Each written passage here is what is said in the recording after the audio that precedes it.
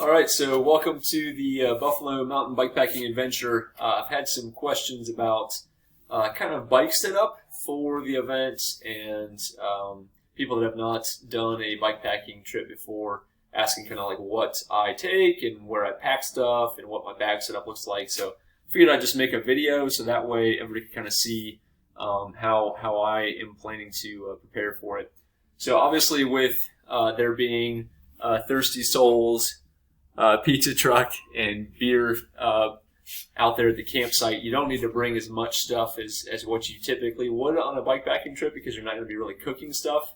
Obviously, if you want to cook some breakfast stuff and you're not really interested in going to maybe a meal restaurant on Sunday morning, then you'll want to bring some cooked stuff so that you can make some oatmeal or whatever you plan to have for breakfast. But I'm anticipating that most people are probably going to go get some pancakes at Mabry Mill on Sunday morning.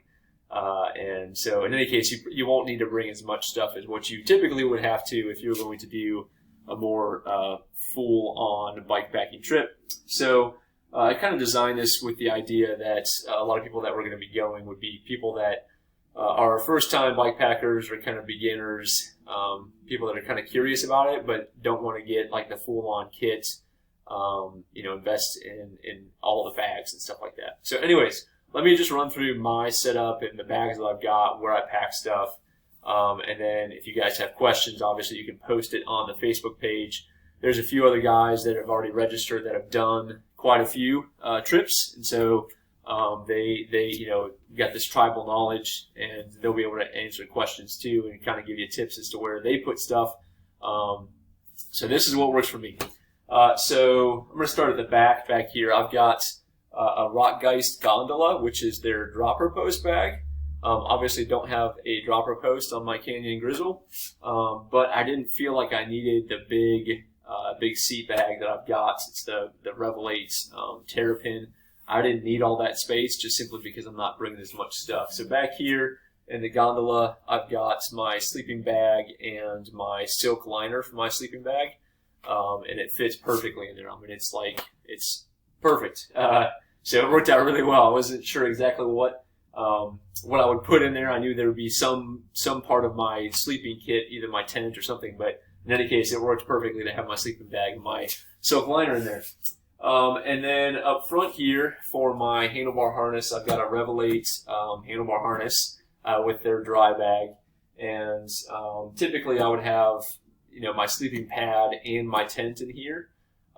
But for this, because I'm not going to have as much stuff in my frame bag, I've got just up front here, I've just got my tent. I might put a jacket in there or something like that, or maybe an extra change of clothes or something, but it's pretty bare bones. But right now I've got, like I said, my tent in there. It's a big Agnes Fly Creek one-man tent, which is a little bit snug, being 6'2", but it works. And so it's a good setup up front here. It's nice and light. You don't really even notice it on the handlebars. So yeah. And then top tube bag, obviously we're going to get new ones from Rockgeist for the event. So this is an older one that I've got on there, but I always keep a ton of snacks in there. So all kinds of stuff that's on hand, like trail mix and gels and bars and stuff like that. Stuff that you want to easily access while you're riding. I just keep that up front here. Maybe a multi-tool, that kind of thing. And then obviously the key component here is the frame bag. So this is a Rockgeist Photo Fit frame bag, and it's a really cool process. All you have to do is just put a tape measure on your top tube, take a picture and send it to them and tell them what you want. So you have a ton of different options, and they'll make it fit just like this. I mean, it's like it takes up every square inch of frame space. There's no wasted space there. It is awesome. Super nice fit. I've had some other frame bags in the past, but this one is the one that I've been the happiest with. And I'm super pumped that Rockgeist is helping out with this event too. It just works out really well. But in any case, for the frame bag, you want to try to have the heavy stuff as low as you can. So, like, for example, I would put my tools and my spares and stuff in there. I put my cook kit if I was bringing one down low. I'm going to have my first aid kit down there. So stuff that's kind of heavy, not necessarily bulky, but heavy, because it's going to give you the best ride quality still. Obviously, having that weight low in the frame is going to help with descending, feeling a little bit less unwieldy. and that kind of thing. So heavy stuff in the bottom, and then lighter stuff in the top. So for example, right now in here I've got my sleeping pad, and then I'm going to have some extra food, maybe some extra clothes in there. So kind of some light stuff that's not super heavy, obviously, but also not stuff that I need to get access to all the time. So it is a good setup. I think probably what I'll do for it is I'll probably have either 2 bottles of my fork up front here, or I might run a hydration bladder in the frame bag. I think I'm going to have enough space to actually do that. And then, or I could do, I've got a couple of these Revelate, I can't even remember what they call them, but they're bags that go on your stem, your handlebars, so you can put a water bottle in there, but then you can also, you've got space for more food and for wrappers. These are really nice. I mean, Rottgeist makes one pretty similar to this, and it's kind of nice to have like a place to stash your trash after you're done eating, but then also have some extra hydration. A lot of times if I'm doing this, if I have a hydration bladder in here and I've got a bottle up front, I'll have a bottle that's got some kind of like heat in it or something like that. That's a hydration mixture that's in the bottle itself. So that's kind of my setup. That's the way I'm going to be running it.